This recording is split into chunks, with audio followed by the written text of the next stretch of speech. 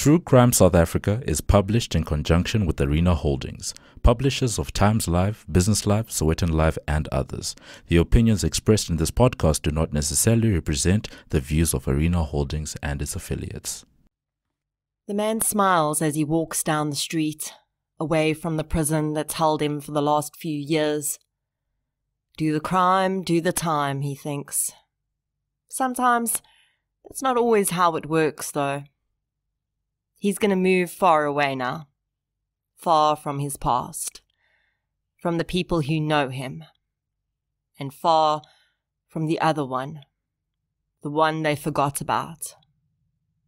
If he simply blends in, he's sure he can continue soon. It's just a matter of time. He's gotten away with it once. He can do it again. This is True Crime South Africa. I'm Nicole Engelbrecht, and you're listening to episode 111, The Serial Crimes of Andrew Jordaan.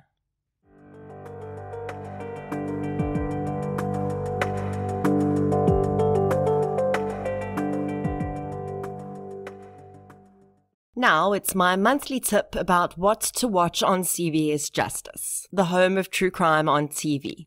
And this week sees the channel premiere of Cold Justice, back for a 4th season. Enjoy a brand new episode every weeknight at 8 p.m, following former Texas prosecutor Kelly Ziegler and her team of investigators as they re-examine more unsolved murders. You can watch Cold Justice Season 4 on DSTV Channel 170 and Starsat 222 from Monday to Friday until Tuesday the 11th of April.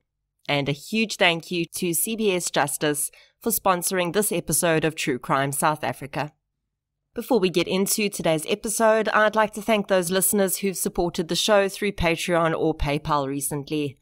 A huge thank you goes out to Maria Duprier, Red, Dominique Kutsia, Philippa Yar de Villiers, Cody C, and Beverly Fuller for your support on Patreon, as well as Olivia Lamshank for your support on PayPal. Thank you so much for your support, everyone. It really does make a huge difference. If you'd like to get an exclusive episode every month, as well as ad-free versions of every week's episode, check out the link to Patreon in the show notes and sign up for a minimum of $1, which is about the same price as a loaf of bread right now. You can also support the show by supporting our sponsors, including King Online and Wallpaper Online, by using the discount code TCSA10 or True Crime respectively when purchasing on their websites, and you'll get a 10% discount too. Or you can support me as an individual creator by purchasing my book, Samurai Sword Murder, in hard copy, ebook, or audiobook formats, as well as the audiobook I narrated for Jana Marks of the Krugersdorp cult murders. Non-financial support is just as valuable, so please share and invite your friends to listen. There are far too many cold murder cases in South Africa. Almost on a daily basis, I'm contacted by the family members of victims who lost their lives to a murderer many years ago, and they never saw justice in their cases. The reasons for this vary. Sometimes it's a really baffling case. Sometimes the perpetrator is obvious, but there's just not enough evidence to get them in a courtroom. And sometimes, in what I feel are the saddest cases, the victim has just been completely let down by the police. I will say that before I started this podcast, I had a far poorer view of the SAPS than I do now. I know that probably sounds counterintuitive, considering some of the shockingly egregious failures of policing I've covered on this podcast. But it has really been the good police officers. The officers who either just do their jobs to the best of their ability, go well above and beyond what is expected of them, and sometimes even risk or lose their lives to see justice done, that has changed my mind.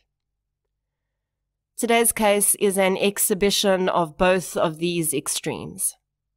And it's also a story about the parents and loved ones of a victim who refuse to give up, and how, thanks to them, sometimes justice does what it's supposed to do. In researching this case, I used the book Stellenbosch, Murder Town by Julian Janssen, several media articles, and the judgment from the offender's appeal. So let's get into episode 111, The Serial Crimes of Andrew Jordaan. The following episode may contain sensitive material, including descriptions of violence, sexual assault, or graphic descriptions of injuries to victims. If you feel you may be triggered by such material, please consider this before accessing our content.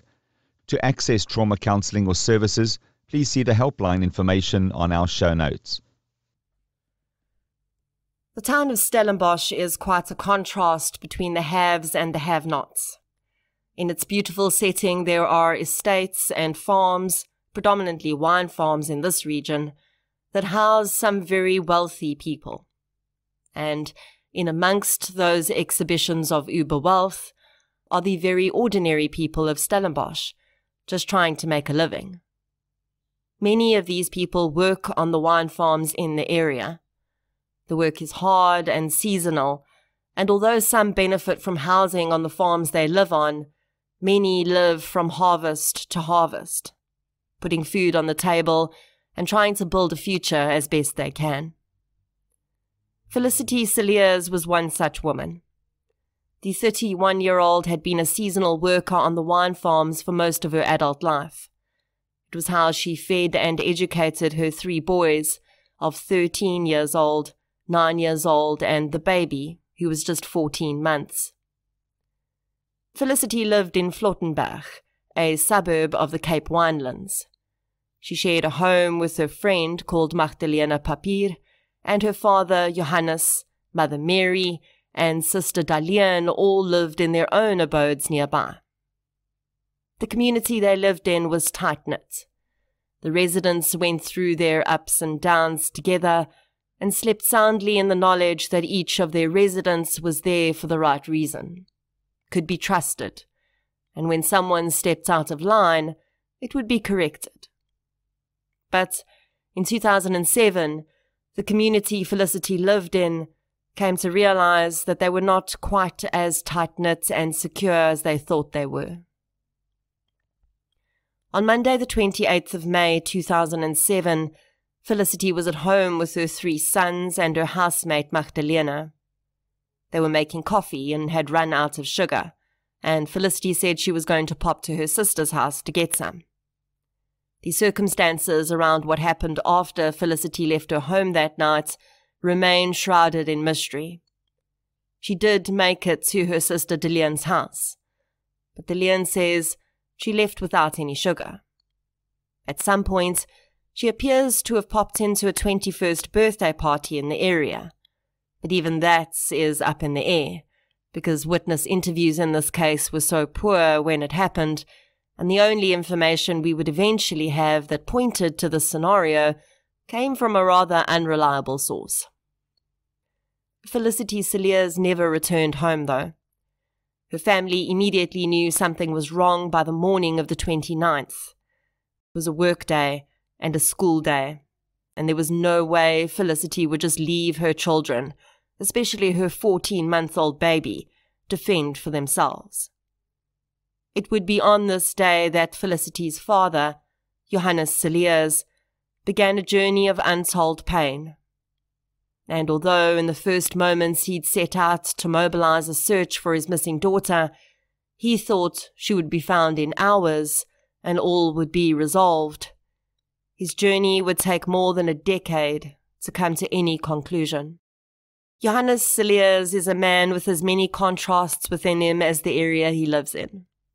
His appearance would have you thinking he's nothing more than a sedate, kindly grandfather and father, a man who's worked in manual labor his entire life to support his family, and since becoming legally disabled due to his ill health, enjoys the small pleasures of the quiet life in a beautiful setting.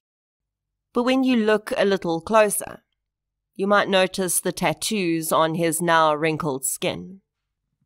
The ink was placed on him in the 1970s when he found himself in prison for murder. Johannes was sent to jail for killing an escaped prisoner who'd broken into his mother's house with an axe and attacked her. Johannes heard the attack and managed to wrestle the axe away from the man, which he then used to hack the attacker to death. The judge decided that his actions had gone far beyond the limits of self-defense or protection of his mother, and he sentenced Johannes to prison time. Inside, Johannes became a bandit, which is an Afrikaans word for bandit.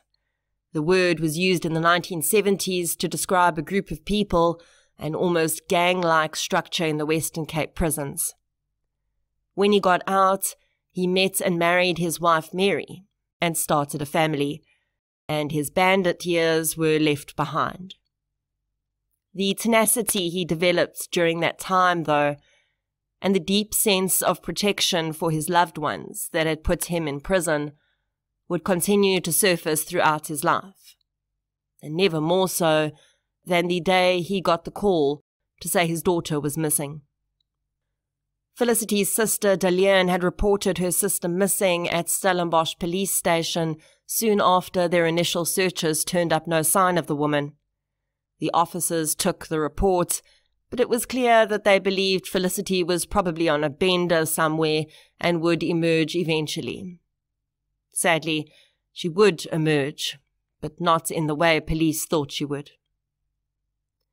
On the 30th of May, 2 days after Felicity had gone missing, a man walking to work through the vineyards of Longlands Farm between Stellenbosch and Kuilsrivier made a grisly discovery.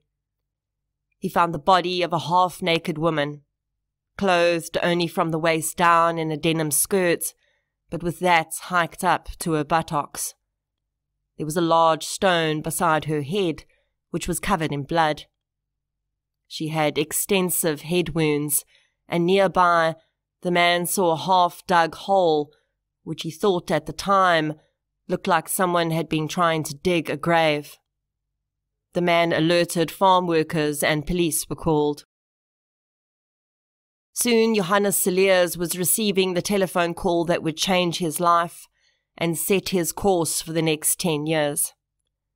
Police believed that the body in the vineyard was Felicity, and the grieving father's own identification in the mortuary later that day would confirm the suspicion. Felicity Cilliers had been murdered. An autopsy would later reveal that Felicity had been raped twice. She had been strangled, likely manually by the perpetrator's hands, and then she'd been bludgeoned to death, very likely with the rock that had been found beside her head.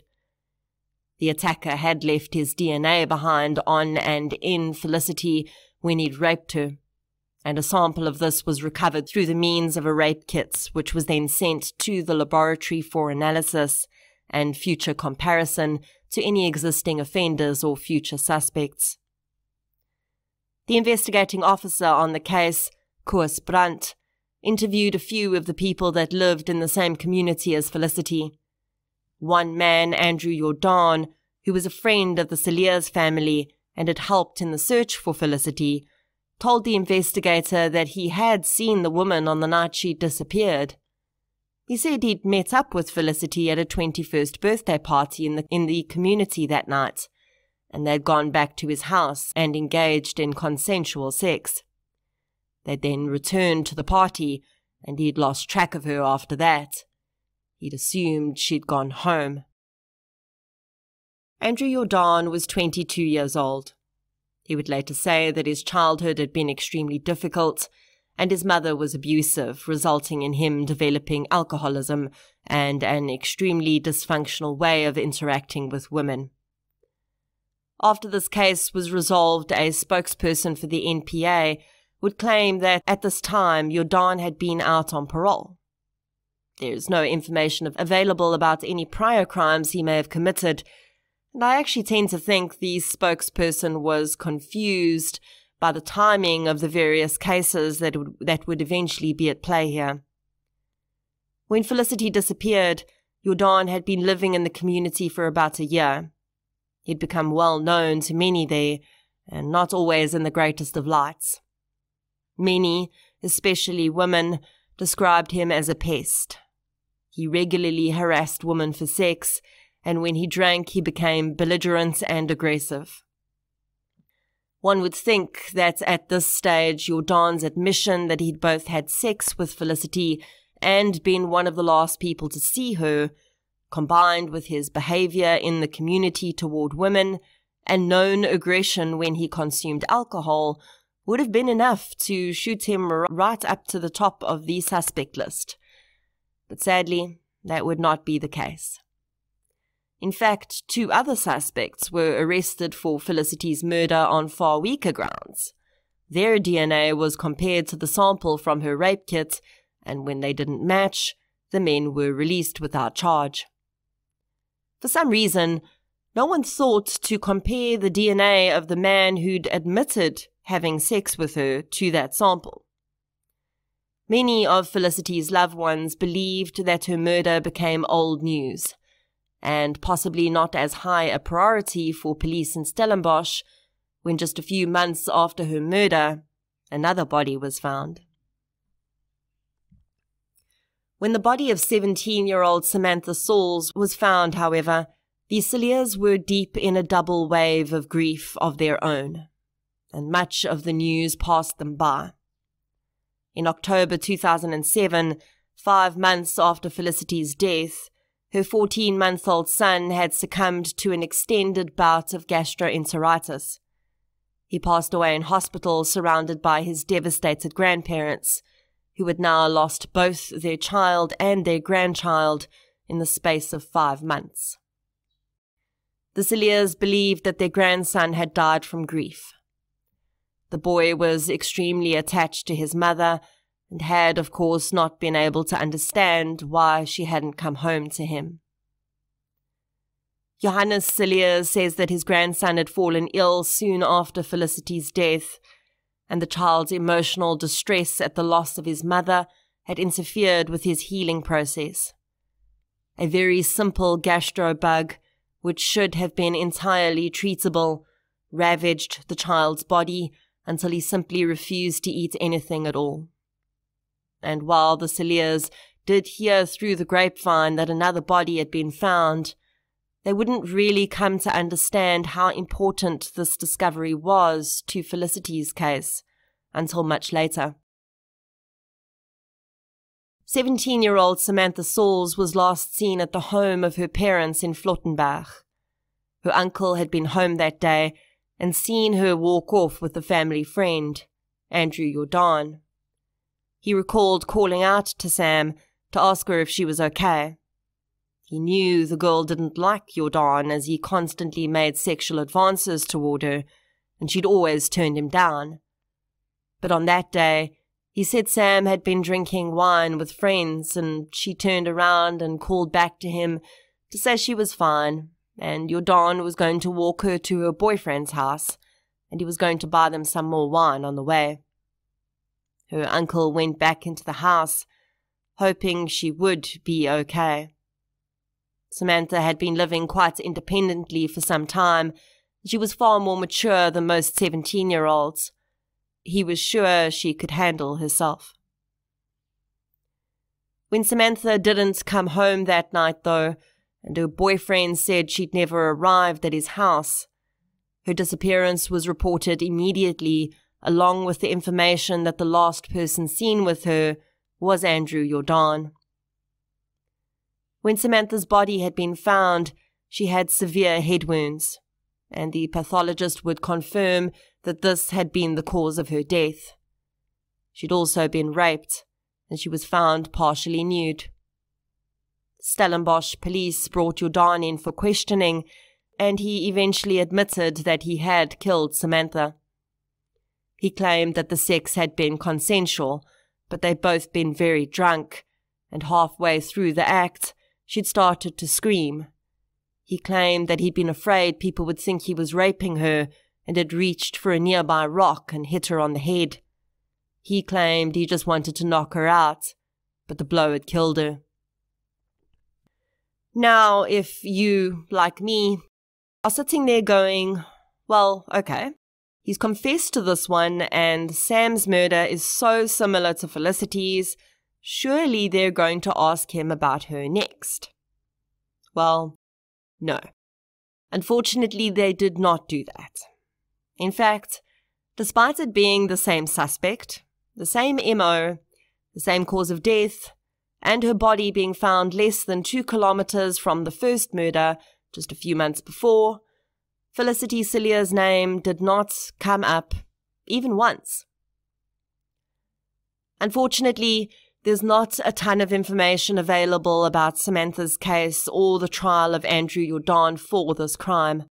I am sure that they would have taken his confession into account in terms of the length of his sentence, as well as probably his youth and the fact that, at least according to that court, this was his first violent offense. I don't know whether they actually believed his story of it being an accidental killing and the rape being consensual, but Andrew Jordaan was given 8 years in prison for murder. 8 years. If this was in 1950, I would fully understand that pathetic sentence. But this was 2007, long after the Minimum Sentences Act was implemented. I really wish I could find more information on this trial, and I will carry on digging, because I honestly cannot fathom how this happened. And it's an absolute travesty of justice for Samantha Sauls. Once the wave of grief had started to ebb slightly for the Cilliers family, Johannes realized that the man he believed had killed his daughter had done it again. By this time, Jordaan was already in prison, and it seems that no one at Stellenbosch police station was very keen to listen to this old man's ramblings about how they had a serial killer in prison who'd only been convicted of one crime. For years, Johannes went back and forth between investigators, begging them to reopen his daughter's case and seriously look at Jordaan as a suspect. Although Jordaan was incarcerated, we didn't have legislation in place at that time to force the Department of Correctional Services to take the DNA of all offenders convicted of violent crimes. That legislation has just been permanently reinstated quite recently, but at that time, even though Felicity's rape kit sample was in the system, there would have been nothing for it to flag against because Jordaan's wasn't in there. Over the next decade, Johannes would speak to almost every member of Stellenbosch Police Service.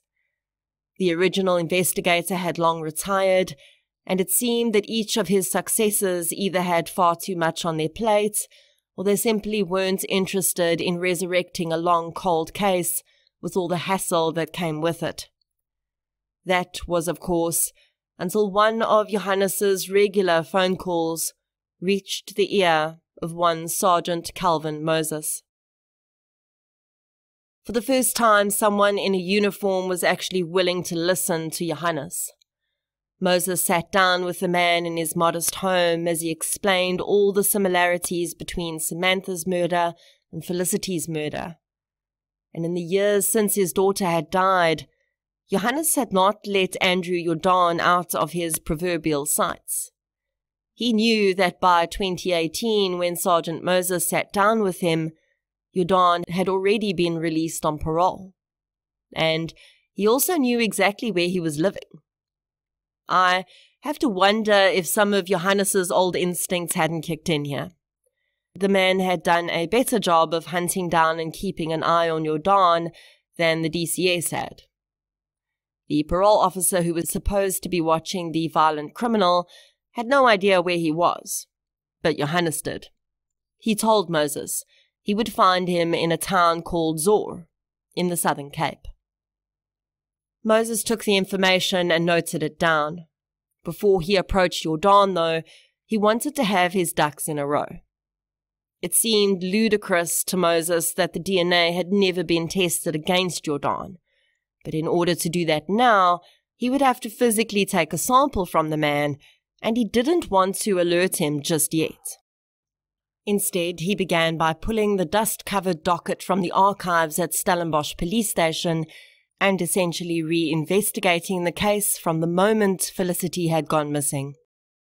Although he would never say it, the fact that this case had been so clearly blundered by the initial investigating team probably did not instill much faith in him that he could rely on anything else they'd done. So he started to interview everyone who knew Felicity from scratch. The location of Felicity's body had never been recorded on the docket, so Johannes had to take Moses there.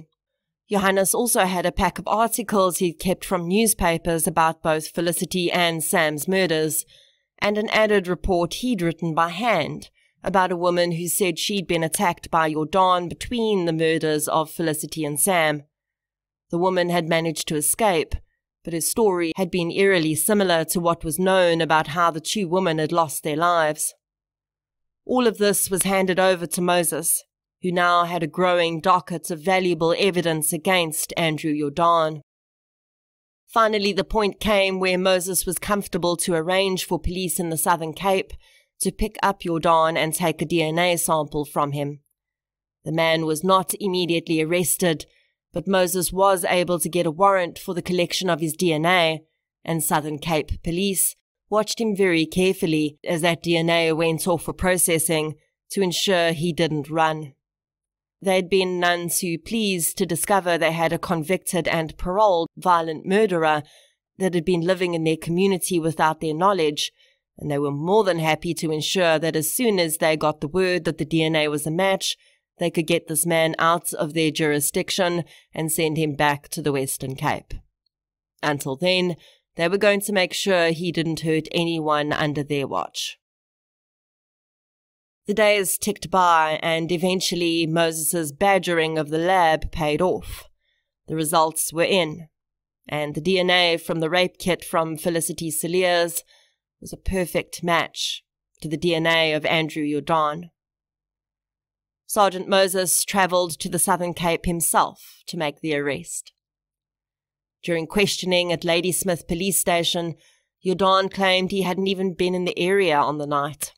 He claimed he'd been in Eersterivier with Felicity's sister's husband. The man denied this, saying he was home that night because he remembered Felicity coming by for sugar. Of course, Sergeant Moses didn't open with his strongest hand.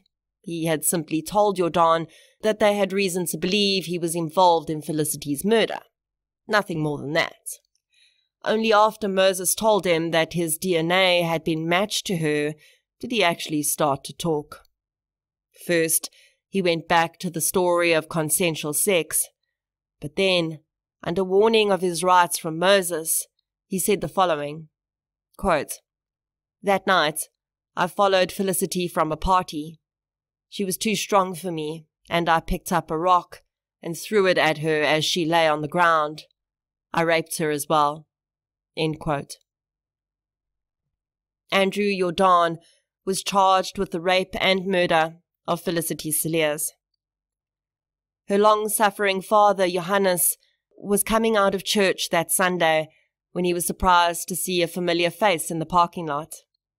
Sergeant Moses had become a good friend to him, and he was pleased to see the young man had a wide smile across his face. The two men greeted each other with a hug, and Moses told Cilliers the news he'd been waiting 10 years to hear. Andrew Jordaan had been arrested and charged with Felicity's murder. For a long time after that moment, Johannes says he doesn't remember much. It was almost like the moment he was told his daughter was dead, but with the opposite emotion. Over the years, he and his wife had struggled to raise their 2 surviving grandsons. Both boys had deep emotional scars from their mother's murder, and both had fallen into substance use disorders. Johannes just wanted Andrew to pay for the lifetime of pain he'd caused by his actions that night. And now, it seemed he just might. One of the things that a victim's family experiences that we don't always think about is the expense and time they have to contribute to attending these long, drawn-out trials. Of course, they want to be there. For many, Even though it's devastating to have to listen to the often traumatic details of their loved ones' murders, the trial is an important part of the healing process. Many victims' family members want to face the perpetrators. They want to be able to represent their loved ones in a court of law, but this takes money and time. For most, it means having to take leave from work, often unpaid. Some have even had to resign from their jobs if their employers are not sympathetic to their situation. It means paying for petrol and parking and food, sometimes accommodation. For those without their own transport, it's an even bigger kettle of fish. And for people from under-resourced families like the Cilliers, it sometimes becomes an insurmountable obstacle. Because of the seriousness of the case, Jordaan's trial was set to take place in the Western Cape High Court, 50 kilometers from Stellenbosch. The Cilliers were surviving on Johannes's disability grant, and whatever their surviving children could contribute. There was no way that Johannes could get to Cape Town every day for the trial and navigate all of the delays that inevitably come with such processes. So after a decade of pushing for justice for his daughter, Johannes had to make do with updates through the media and from Sergeant Moses when he attended.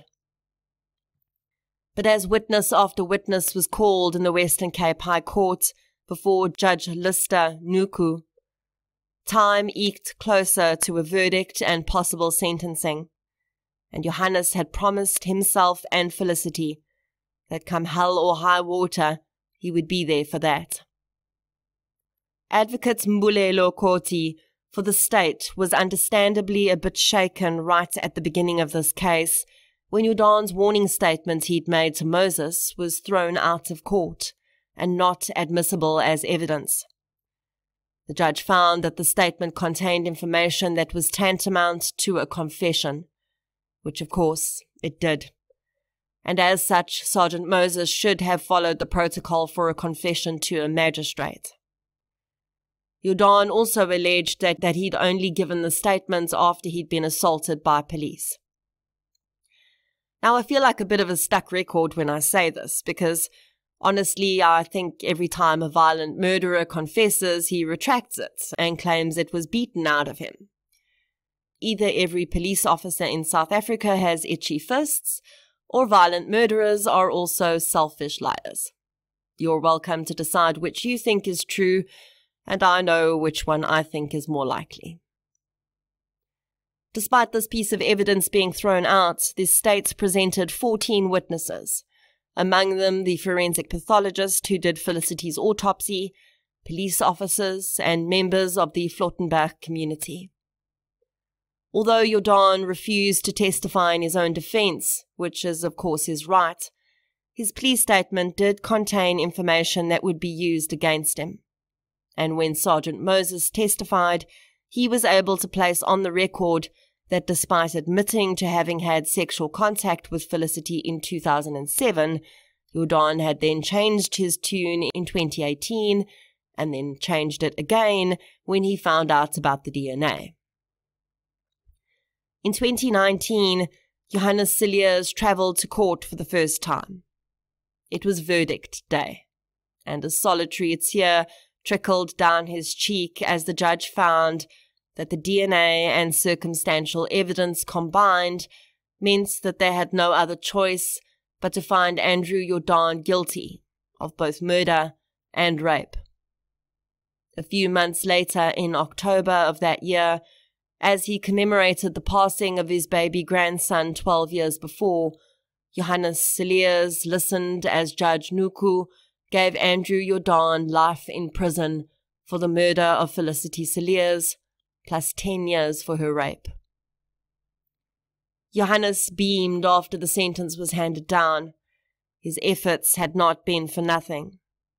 And finally, he'd been able to keep his promise to his daughter. He wondered out loud, though, how much of a difference this would really make to his life. So much of the damage had already been done.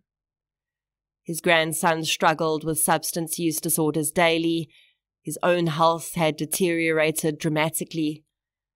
But at least, he said, this was one less thing on his plate. He could now forget about Andrew Jordaan. In 2021, Jordaan attempted to appeal his sentence.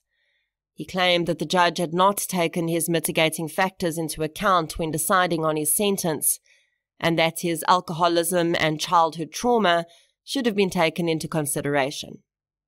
He claimed that a life sentence at 34 years old gave him little chance at rehabilitation and that he didn't pose such a major threat to the community. The appeal court actually agreed that perhaps the minimum sentence could have been deviated from. They also found that Jordaan had actually not presented the required evidence for this in the sentencing phase, so they could do absolutely nothing about it at that point. Now, this really bothers me, because what is not being discussed here is the fact that this man is a serial offender. If the original investigator had done his job back in 2007, Jordaan would have been tried for both Samantha and Felicity's rapes and murders together. The investigative psychology unit could have got involved. They could have presented evidence to show that the similar fact evidence between the crimes showed that Jordaan is a dangerous serial offender. If that had happened, the fact that he was an alcoholic and had a bad childhood would have made zero difference to the sentence. And although I'm really glad he has been given life and will only be eligible for parole in 2044, it is that very eligibility that scares the you-know-what out of me. Because if nothing changes in our current parole system, Jordaan's prior crimes will not be taken into account. The parole board will not know he is a serial offender. They will not know that the same rules should apply as to other serial offenders. There is a frighteningly high chance he will reoffend. And he'll only be 59. This is a story about the power of a father never giving up. It's a story of a cop who did a damn good job and should be proud of what he achieved. But it's also the story of how much damage can be done when people tasked with protecting the community don't do that. Jordaan was living in the Southern Cape on parole for Samantha's murder for almost 2 years before he was arrested again. I have to wonder how many women he harmed there during that time. If he'd been arrested and convicted in 2007, life would have been very different for the Cilliers family. Maybe Felicity's youngest son would have still passed away. And really, that's on Jordaan as far as I'm concerned. But if Johannes and his grandsons hadn't had to live with the injustice of knowing that Felicity's killer had got away scot-free on her murder, how different could things have been for them? That is the legacy of that initial poor investigation. And of course, Jordaan's own violent actions. And that legacy will now continue, on and on, through the lives of Felicity's 2 sons, through their children's lives if they have any. And in 2044, it might just start up all over again with a new set of victims. I've tried to figure out what might have happened that night. Why Felicity might have been swayed from her path of getting sugar and going home to her sons. And all I can think is that perhaps on her way to her sister's house, she'd encountered Jordaan, who told her about the party. Perhaps she decided to just pop in there for a drink and fetch the sugar on her way back home. I do think that Jordaan's statement that wasn't allowed in court is correct. She didn't go with him anywhere. He waited for her to leave, and then he followed her, like the hunter of people he was. He tracked her and stalked behind her in the shadows. And as she walked through the vineyards as a shortcut to home, to her 3 boys, he pounced and savagely murdered her. And there's another thing we need to understand here too. 17-year-old Samantha Sauls did not have to die. If police had arrested Jordaan after the murder of Felicity, Samantha would still be alive. And then, to add insult to injury, the man was given such a pathetic sentence for her murder and rape. If it wasn't for Johannes Cilliers, who was no angel in his own right, but a man who had, at the very least, stood for everything that was right for most of his life, Andrew Jordaan would still be roaming the Western Cape. Felicity's docket would still be gathering dust in a filing cabinet like so many others, and perhaps this is what we can take from this case. Cold never means closed. It never means unsolvable. Sadly, it may take a ton of effort from the loved ones of the victims, combined with an investigator who's actually prepared to do more than push paper. But it is possible. The justice we've seen in this case may be slightly problematic, but it's far more than what would have happened if everyone had forgotten about Felicity. That, though, was not going to happen. Not on her dad's watch. Felicity Cilliers, Samantha Sauls, rest gently.